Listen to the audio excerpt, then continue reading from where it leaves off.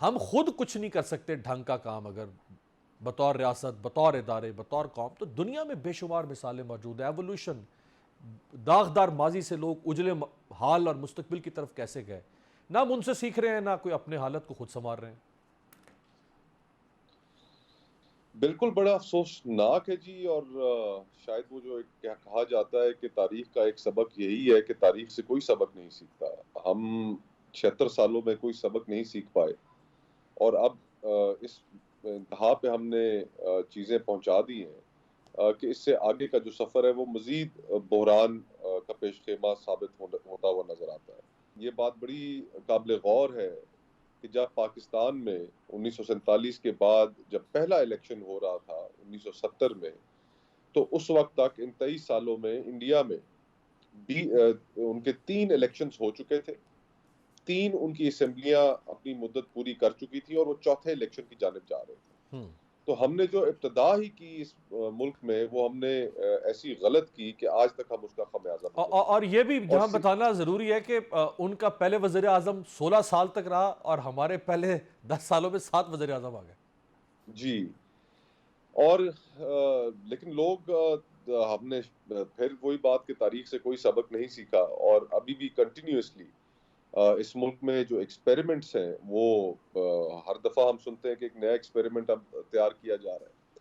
پہلے ہم نے اس ملک کے اندر ڈائریکٹ ڈکٹیٹرشپس بھی دیکھ لی، پھر ہم نے اس ملک میں ہائیبرڈ نظام بھی دیکھ لیا، اور ہائیبرڈ پلس بھی دیکھ لیا. اب اگر ہمیں ایک ایکسپیریمنٹ جو ہم نے اس ملک میں نہیں کیا، وہ ایکسپیریمنٹ یہ ہے کہ ایک دفعہ لوگوں کو بھی فیصلہ کر لینے دیں کہ وہ کس کو اپنا حکمران چننا چاہتے ہیں، اور پھر اپنے ہی ووٹ کے ذریعے کس کو حکمرانی سے فارغ کرنا چاہتے ہیں.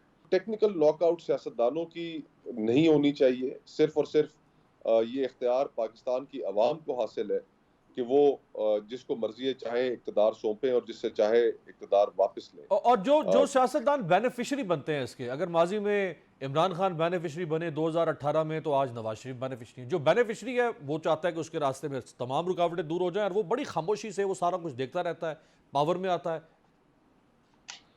اور یہ بڑا انفارچونیٹ اس لحاظ سے بھی ہے جی کہ میاں نواز شریف صاحب کے بارے میں اور مسلم لیگ نون کے بارے میں آج کل کہا جا رہا ہے، اور اس میں کافی حد تک ہمیں اس کے شواہد بھی نظر آ رہے ہیں کہ وہ ایک ڈیل کے نتیجے میں نہ صرف پاکستان آئے ہیں بلکہ ان کے لیے سیاست میں آسانیاں پیدا کی جا رہی ہیں.